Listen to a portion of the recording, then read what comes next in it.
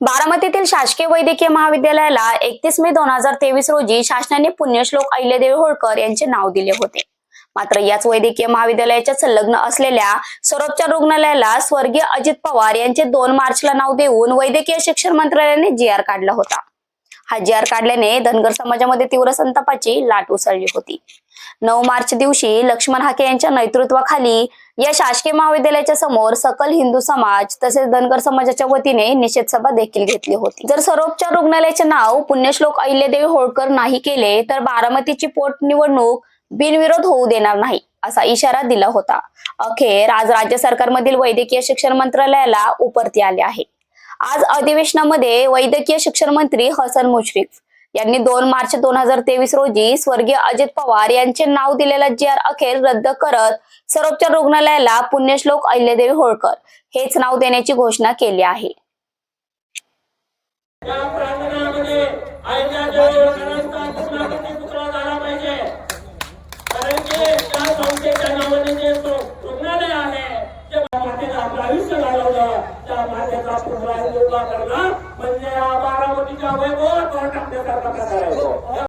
खरं तर सरकारचं मनापासून आम्ही अभिनंदन करतो। विशेषतः या आंदोलनामध्ये जी लोक जो समाज या लढ्यामध्ये सहभागी झाला तसेच हिंदू समाजाचंही यामध्ये खूप योगदान आहे आणि मी सरकारचं अभिनंदन करेन की योग्य हा निर्णय घेतलेला आहे आणि आम्ही या संदर्भामध्ये उद्या सकाळी 10 वाजता पुण्यश्लोक अहिल्यादेवी शासकीय वैद्यकीय महाविद्यालय बारामती येथे उद्या आम्ही या ठिकाणी जल्लोष करणार आहोत। या जल्लोषासाठी ओबीसी नेते लक्ष्मण हाके सर या ठिकाणी येणार आहेत आणि सर्व समाज बांधवांना आमची विनंती आहे की आपण सर्वांनी या जल्लोषामध्ये आपण सर्वांनी उपस्थित राहावं अशी मी आपणा सर्वांना विनंती करतो। तुम्ही आंदोलनाच्या वेळेस म्हटलं होतं की हा जी.आर. मागे नाही घेतला तर आम्ही पोटनिवडणूक बिनविरोध होऊ देणार नाहीये। आता जी.आर. पाठीमागे घेतलाय, कसं बघाल आता निवडणुकीकडे? त्या संदर्भामध्ये आम्ही समाज बांधवांची बैठक घेऊ आणि त्यानंतर आम्ही ठरवू की निवडणूक बिनविरोध करायची का नाही।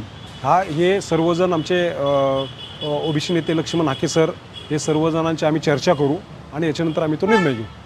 महाराष्ट्र सरकारने आज जो निर्णय घेतलेला देर आहे दुरुस्त आहे, परंतु आज जो पुण्यश्लोक अहिल्यादेवी होळकर शासकीय वैद्यकीय महाविद्यालय व सर्वोच्च रुग्णालय बारामती असं जे नामकरणामध्ये छेडछाड केली होती तो खऱ्या अर्थाने ते रद्द करून जी.आर. रद्द करून खऱ्या अर्थाने बारामतीतल्या सगळ्या बांधवांना महाराष्ट्रातल्या सगळ्या अहिल्याप्रेमी मंडळींना खऱ्या अर्थाने आज मोठा आनंद दिलेला आहे। त्यामुळे मी महाराष्ट्र सरकारचं मनापासून स्वागत करतो आणि ह्या निर्णयामुळे खऱ्या अर्थाने महाराष्ट्रातल्या महापुरुषांचा सन्मान केला गेला। हे खऱ्या अर्थाने त्रिशताब्दी जयंतीनिमित्त पुण्यश्लोक अहिल्यादेवींच्या त्रिशताब्दी जयंतीनिमित्त हा सन्मान देण्याचं काम महाराष्ट्र सरकारनं केलं, त्याचं मनापासून मी आनंद व्यक्त करतो।